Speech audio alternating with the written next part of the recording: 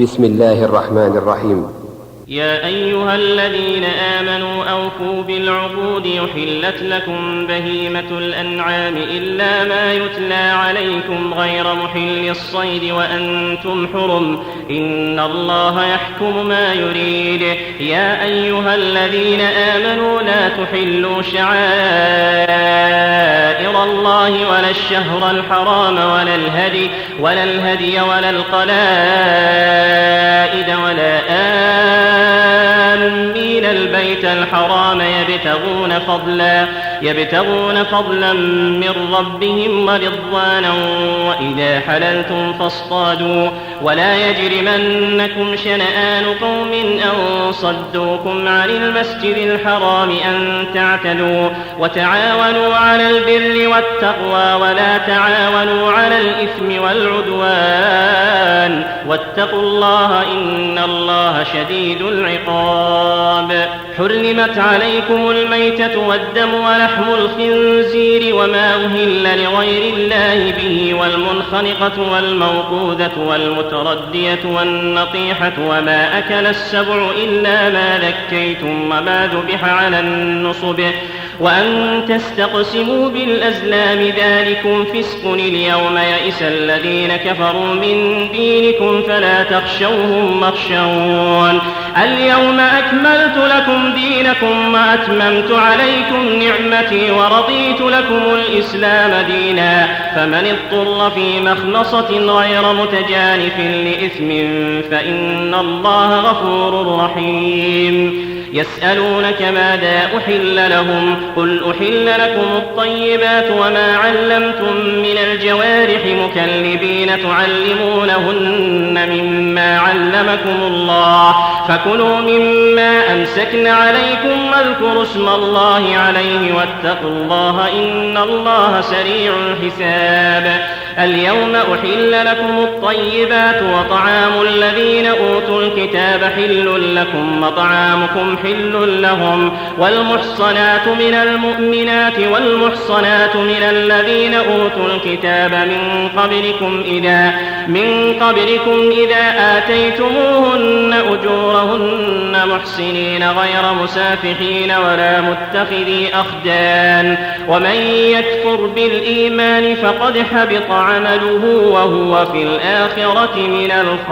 الخاسرين. يا أيها الذين آمنوا إذا قمتم إلى الصلاة فاغسلوا وجوهكم وأيديكم إلى المرافق وامسحوا برؤوسكم وأرجلكم إلى الكعبين وإن كنتم جنبا فاطهروا وإن كنتم مرضى أو على سفر أو جاء أحد منكم من الغائط أو لامستم النساء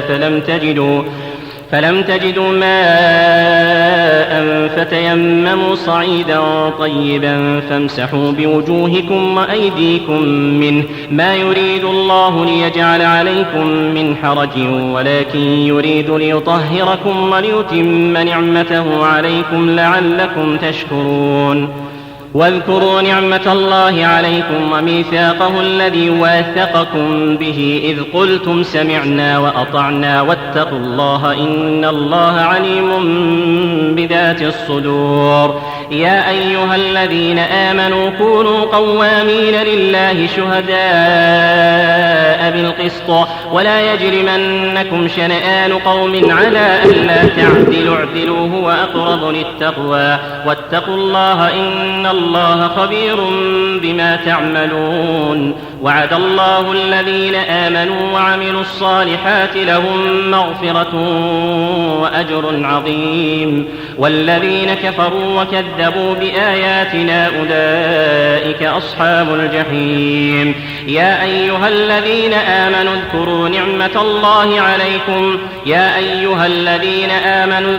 نعمة الله عليكم إذ هم قوم أن يبسطوا إليكم أيديهم فكف أيديهم عنكم واتقوا الله وعلى الله فليتوكل المؤمنون. ولقد أخذ الله ميثاق بني إسرائيل وبعثنا منهم 12 نقيبا وقال الله إني معكم لئن أقمتم الصلاة وآتيتم الزكاة وآمنتم برسلي وعزرتموهم وأقرضتم الله قرضا حسنا لأكفرن عنكم سيئاتكم ولأدخلنكم جنات تجري من تحتها الأنهار فمن كفر بعد ذلك منكم فقد ضل سواء السبيل فبما نقضهم ميثاقهم لعناهم وجعلنا قلوبهم قاسية يحرفون الكلم عن مواضعه ونسوا حظا مما ذكروا به ولا تزال تطلع على خائنة منهم إلا قليلا منهم فاعف عنهم واصفح إن الله يحب المحسنين ومن الذين قالوا إنا نصارى أخذنا ميثاقهم فنسوا حظا مما ذكروا به فأغرينا بينهم العداوة والبغضاء إلى يوم القيامة وسوف ينبئهم الله بما كانوا يصنعون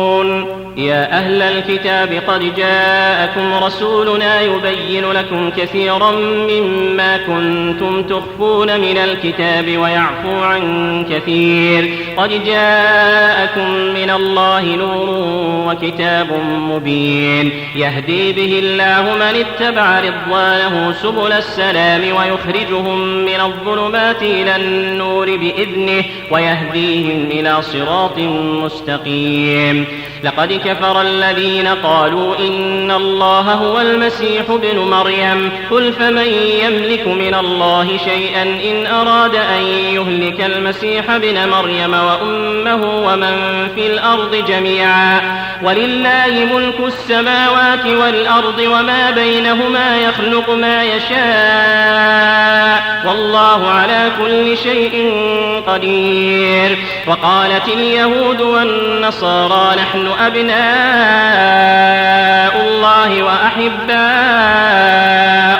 قل فلم يعذبكم بذنوبكم بل أنتم بشر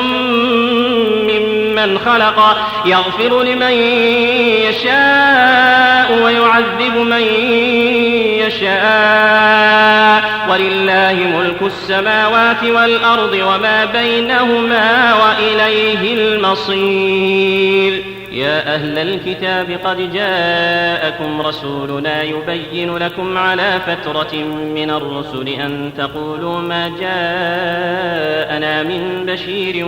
ولا نذير فقد جاءكم بشير ونذير والله على كل شيء قدير وإذ قال موسى لقومه يا قوم اذكروا نعمة الله عليكم إذ جعل فيكم أنبياء وجعلكم ملوكا وآتاكم ما لم يؤت أحدا من العالمين يا قوم ادخلوا الأرض المقدسة التي كتب الله لكم ولا ترتدوا على أدباركم فتنقلبوا خاسرين قالوا يا موسى إن فيها قوما جبارين وإنا لن ندخلها حتى يخرجوا منها فإن يخرجوا منها فإنا داخلون قال رجلان من الذين يخافون أنعم الله عليهم ادخلوا عليهم الباب فإذا دخلتموه فإنكم غالبون وعلى الله فتوكلوا إن كنتم مؤمنين قالوا يا موسى إنا لن ندخلها أبدا ما داموا فيها فاذهب أنت وربك فقاتلا إنا هاهنا قاعدون قال رب إني لا أملك إلا نفسي وأخي فافرق بيننا وبين القوم الفاسقين قال فإنها محرمة عليهم 40 سنة يتيهون في الأرض فلا تأس على القوم الفاسقين واتل عليهم نبأ ابني آدم بالحق إذ قربا قربانا فتقبل من أحدهما ولم يتقبل من الآخر قال لأقتلنك قال إنما يتقبل الله من المتقين لئن بسطت إلي يدك لتقتلني ما أنا بباسط يدي إليك لأقتلك إني أخاف الله رب العالمين إني أريد أن تبوء بإثمي وإثمك فتكون من أصحاب النار وذلك جزاء الظالمين فطوعت له نفسه قتل أخيه فقتله فأصبح من الخاسرين فبعث الله غرابا يبحث في الأرض ليريه كيف يواري سوءة أخيه قال يا ويلتى أعجزت أن أكون مثل هذا الغراب فأواري سوءة أخي فأصبح من النادمين من أجل ذلك كتبنا على بني إسرائيل أنه من قتل نفسا بغير نفس أو فساد في الأرض فكأنما قتل الناس جميعا ومن أحياها فكأنما أحيا الناس جميعا ولقد جاءتهم رسلنا بالبينات ثم إن كثيرا منهم بعد ذلك في الأرض لمسرفون إنما جزاء الذين يحاربون الله ورسوله ويسعون في الأرض فسادا أن يقتلوا أو يصلبوا أو تقطع أيديهم وأرجلهم من خلاف أو ينفوا من الأرض ذلك لهم خزي في الدنيا ولهم في الآخرة عذاب عظيم إلا الذين تابوا من قبل أن تقدروا عليهم فاعلموا أن الله غفور رحيم يا أيها الذين آمنوا اتقوا الله وابتغوا إليه الوسيلة وجاهدوا في سبيله لعلكم تفلحون إن الذين كفروا لو أن لهم ما في الأرض جميعا ومثله معه ليفتدوا به من عذاب يوم القيامة ما تقبل منهم ولهم عذاب أليم يريدون أن يخرجوا من النار وما هم بخارجين منها ولهم عذاب مقيم والسارق والسارقة فاقطعوا أيديهما جزاء بما كسبا نكالا من الله عزيز حكيم فمن تاب من بعد ظلمه وأصلح فإن الله يتوب عليه إن الله غفور رحيم ألم تعلم أن الله له ملك السماوات والأرض يعذب من يشاء ويغفر لمن يشاء والله على كل شيء قدير يا أيها الرسول لا يحزنك الذين يسارعون في الكفر من الذين قالوا آمنا بأفواههم ولم تؤمن قلوبهم ومن الذين هادوا سماعون للكذب سماعون لقوم آخرين لم يأتوك يحرفون الكلم من بعد مواضعه يقولون إن أوتيتم هذا فخذوه وإن لم تؤتوه فاحذروا ومن يرد الله فتنته فلن تملك له من الله شيئا أولئك الذين لم يرد الله أن يطهر قلوبهم لهم في الدنيا خزي ولهم في الآخرة عذاب عظيم سماعون للكذب أكالون للسحت فإن جاءوك فاحكم بينهم أو أعرض عنهم وإن تعرض عنهم فلن يضروك شيئا وإن حكمت فاحكم بينهم بالقسط إن الله يحب المقسطين وكيف يحكمونك وعندهم التوراة فيها حكم الله ثم يتولون من بعد ذلك وما أولئك بالمؤمنين إنا أنزلنا التوراة فيها هدى ونور يحكم بها النبيون الذين أسلموا للذين هادوا والربانيون والأحبار بما استحفظوا من كتاب الله وكانوا عليه شهداء فلا تخشوا الناس واخشوني ولا تشتروا بآياتي ثمنا قليلا ومن لم يحكم بما أنزل الله فأولئك هم الكافرون. وكتبنا عليهم فيها أن النفس بالنفس والعين بالعين والأنف بالأنف والأذن بالأذن والسن بالسن والجروح قصاص فمن تصدق به فهو كفارة له ومن لم يحكم بما أنزل الله فأولئك هم الظالمون. وقفينا على آثارهم بعيسى بن مريم مصدقا لما بين يديه من التوراة وآتيناه الإنجيل فيه هدى ونور ومصدقا لما بين يديه من التوراة وهدى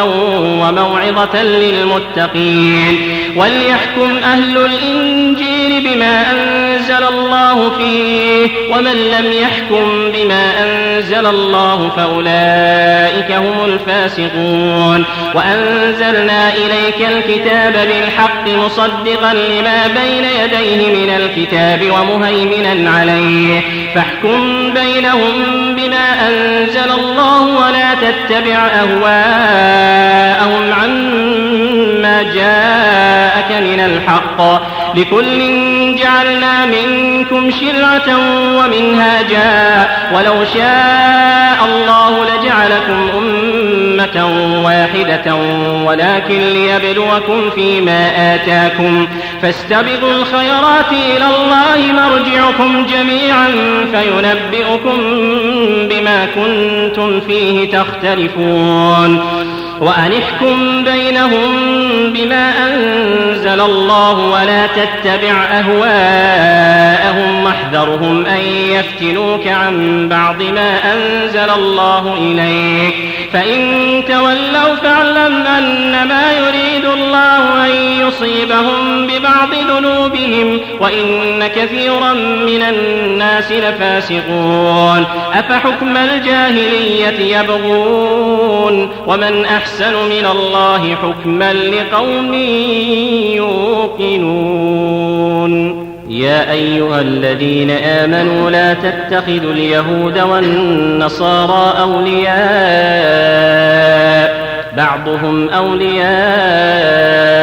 بعض ومن يتولهم منكم فإنه منهم إن الله لا يهدي القوم الظالمين. فترى الذين في قلوبهم مرض يسارعون فيهم يقولون نخشى أن تصيبنا دائرة فعسى الله أن يأتي بالفتح أو أمر من عنده فيصبحوا على ما أسروا في أنفسهم نادمين. ويقول الذين آمنوا أهؤلاء الذين أقسموا بالله جهد أيمانهم إنهم لمعكم حبطت أعمالهم فأصبحوا خاسرين. يا أيها الذين آمنوا من يرتد منكم عن دينه فسوف يأتي الله بقوم يحبهم ويحبونه أذلة على المؤمنين أعزة على الكافرين يجاهدون في سبيل الله ولا يخافون لومة لائم ذلك فضل الله يؤتيه من يشاء والله واسع عليم. إنما وليكم الله ورسوله والذين آمنوا الذين يقيمون الصلاة ويؤتون الزكاة وهم راكعون ومن يتول الله ورسوله والذين آمنوا فإن حزب الله هم الغالبون. يا أيها الذين آمنوا لا تتخذوا الذين اتخذوا دينكم هزوا ولعبا من الذين أوتوا الكتاب من قبلكم والكفار أولياء واتقوا الله إن كنتم مؤمنين. وإذا ناديتم إلى الصلاة اتخذوها هزوا ولعبا ذلك بأنهم قوم لا يعقلون. قل يا أهل الكتاب هل تنقمون منا إلا أن آمنا بالله وما أنزل إلينا وما أنزل من قبل وأن أكثركم فاسقون. قل هل أنبئكم بشر من ذلك مثوبة عند الله من لعنه الله وغضب عليه وجعل منهم القردة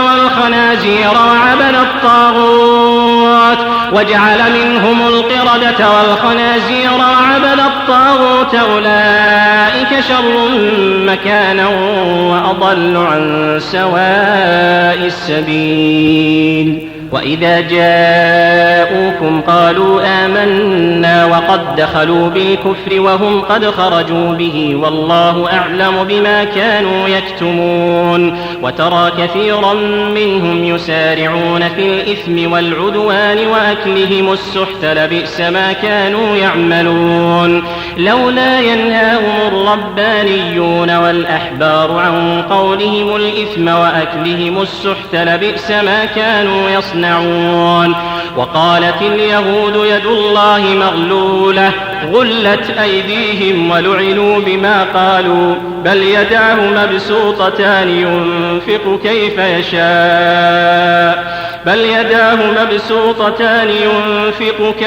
يشاء وليزيدن كثيرا منهم ما أنزل إليك من ربك طغيانا وكفرا. وألقينا بينهم العداوة والبغضاء إلى يوم القيامة كلما أوقدوا نارا للحرب أطفأها الله ويسعون في الأرض فسادا والله لا يحب المفسدين. ولو أن أهل الكتاب آمنوا واتقوا لكفرنا عنهم سيئاتهم ولأدخلناهم جنات النعيم. ولو أنهم أقاموا التوراة والإنجيل وما أنزل إليهم من ربهم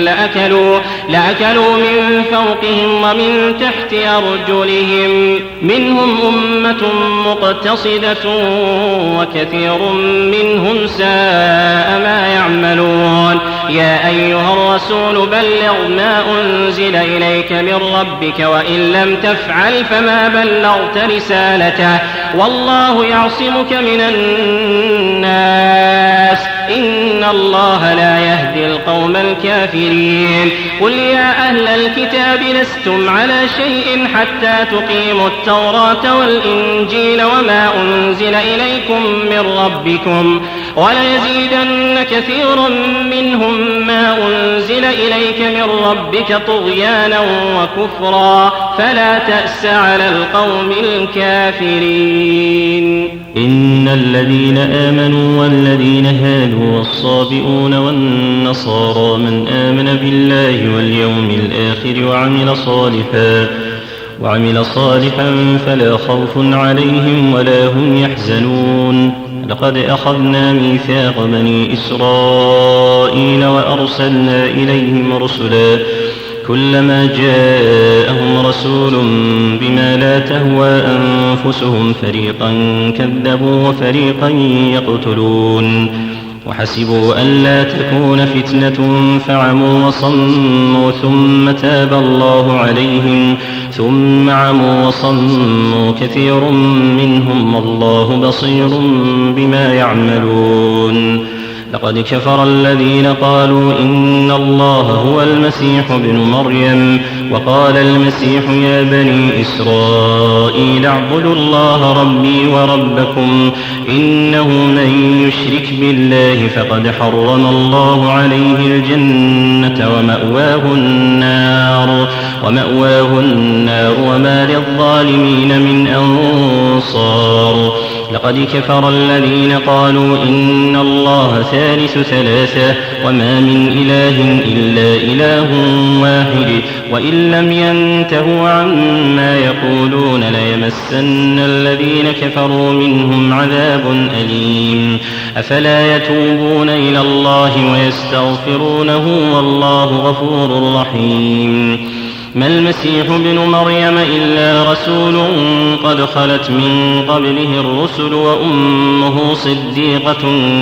كانا يأكلان الطعام انظر كيف نبين لهم الآيات ثم انظر أنى يؤفكون قل أتعبدون من دون الله ما لا يملك لكم ضرا ولا نفعا والله هو السميع العليم قل يا أهل الكتاب لا تغلوا في دينكم غير الحق ولا تتبعوا أهواء قوم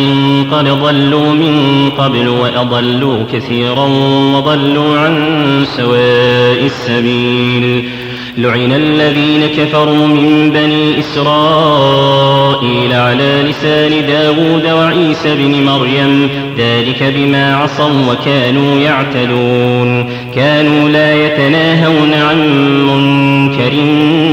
فعلوه لبئس ما كانوا يفعلون ترى كثيرا منهم يتولون الذين كفروا لبئس ما قدمت لهم أنفسهم أن سخط الله عليهم وفي العذاب هم خالدون ولو كانوا يؤمنون بالله والنبي وما أنزل إليه ما اتخذوهم أولياء ولكن كثيرا منهم فاسقون لتجدن أشد الناس عداوة للذين آمنوا اليهود والذين أشركوا ولتجدن أقربهم مودة للذين آمنوا الذين قالوا إنا نصارى ذلك بأن منهم قسيسين ورهبانا وأنهم لا يستكبرون وإذا سمعوا ما أنزل إلى الرسول ترى أعينهم تفيض من الدمع مما عرفوا من الحق يقولون ربنا آمنا فاكتبنا مع الشاهدين وما لنا لا نؤمن بالله وما جاءنا من الحق ونطمع أن يدخلنا ربنا مع القوم الصالحين فأثابهم الله بما قالوا جنات تجري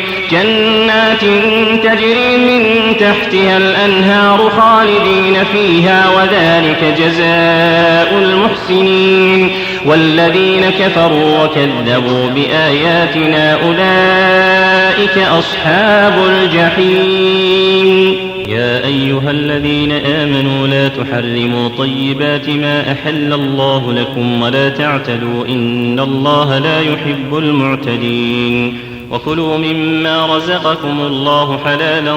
طيبا واتقوا الله الذي أنتم به مؤمنون لا يؤاخذكم الله باللغو في أيمانكم ولكن يؤاخذكم بما عقدتم الأيمان فكفارته إطعام 10 مساكين من أوسط ما تطعمون أهليكم أو كسوتهم أو تحرير رقبة فمن لم يجد فصيام 3 أيام ذلك كفارة أيمانكم إذا حلفتم واحفظوا أيمانكم كذلك يبين الله لكم آياته لعلكم تشكرون يا أيها الذين آمنوا إنما الخمر والميسر والأنصاب والأزلام رجس من عمل الشيطان فاجتنبوه لعلكم تفلحون إنما يريد الشيطان أن يوقع بينكم العداوة والبغضاء في الخمر والميسر ويصدكم عن ذكر الله وعن الصلاة فهل أنتم منتهون وأطيعوا الله وأطيعوا الرسول واحذروا فإن توليتم فاعلموا أنما على رسولنا البلاغ المبين ليس على الذين آمنوا وعملوا الصالحات جناح فيما طعموا إذا ما اتقوا وآمنوا وعملوا الصالحات ثم اتقوا وآمنوا ثم اتقوا والله يحب المحسنين. يا أيها الذين آمنوا ليبلونكم الله بشيء من الصيد تناله أيديكم ورماحكم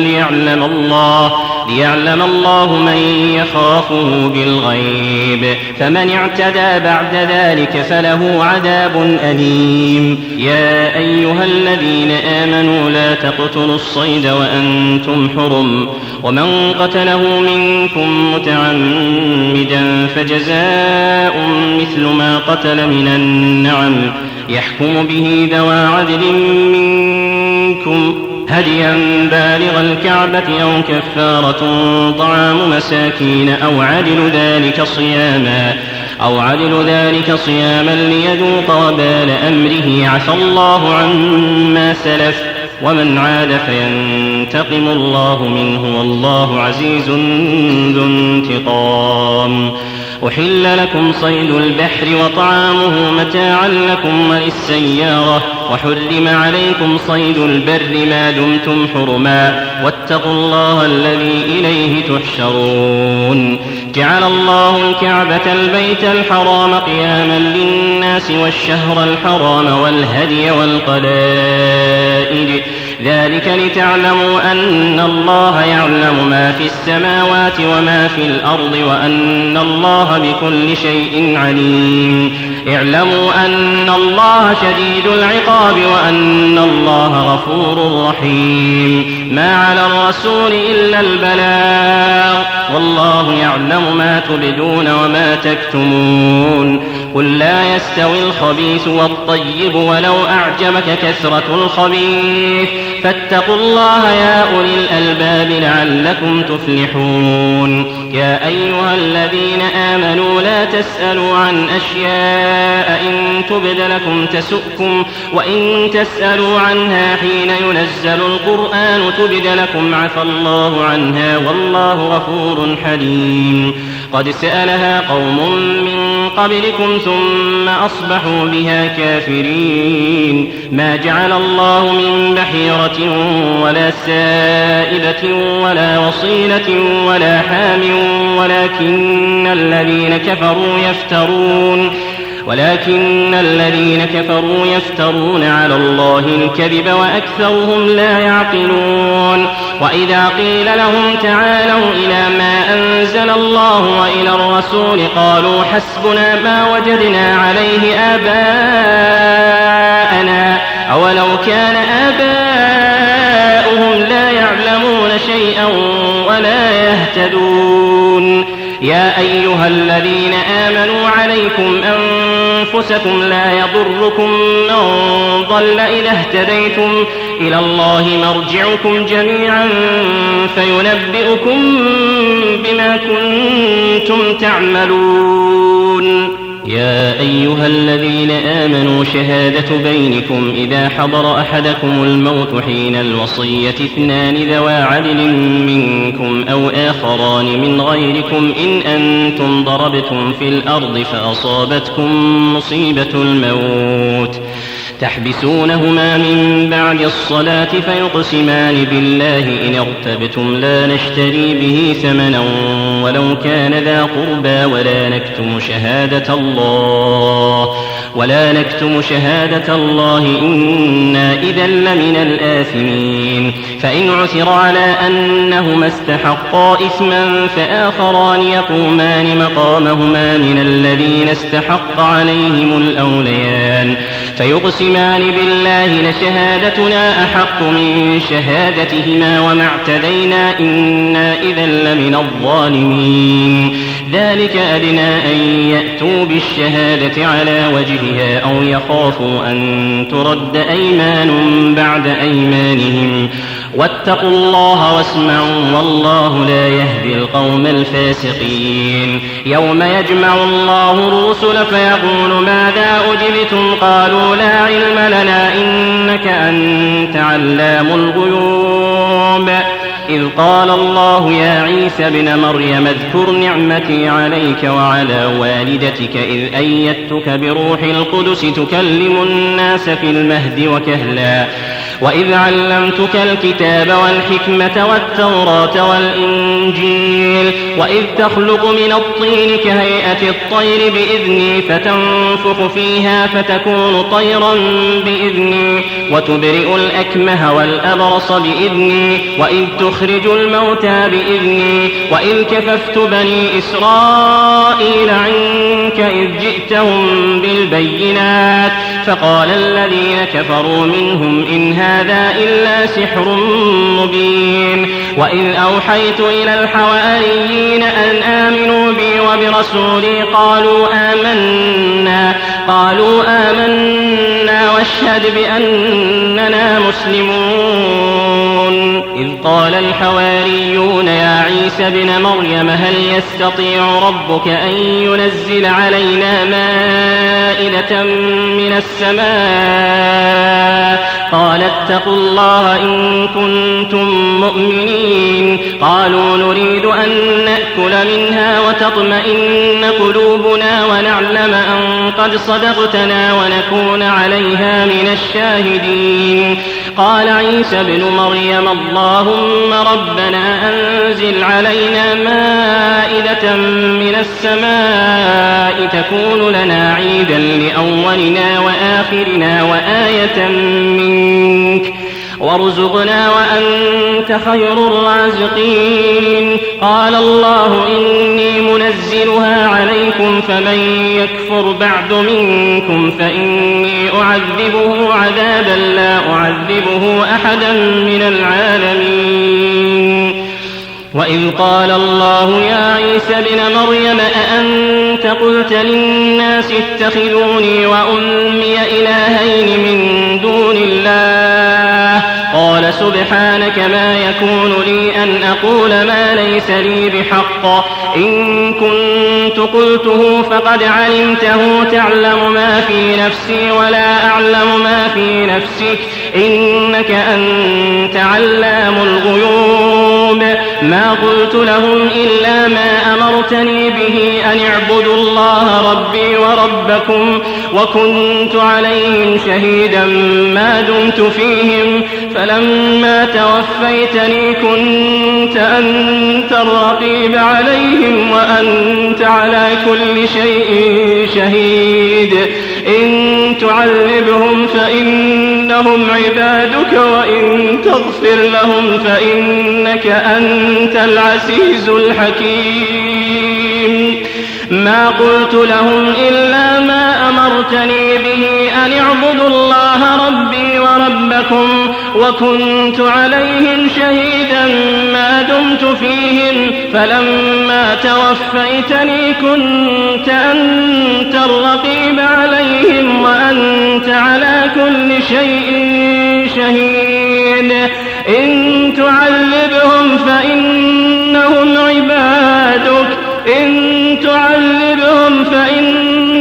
عبادك وإن تغفر لهم فإنك أنت العزيز الحكيم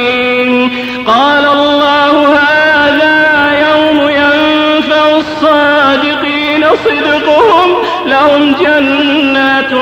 تجري من تحتها الأنهار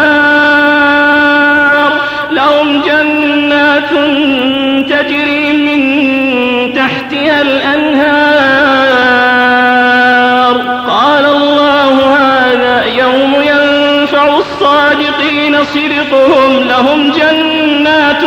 تجري من تحتها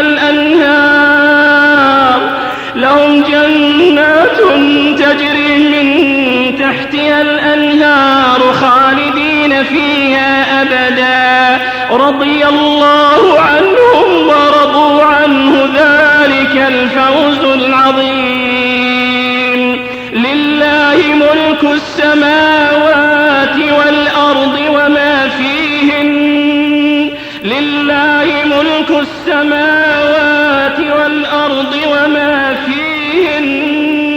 وهو على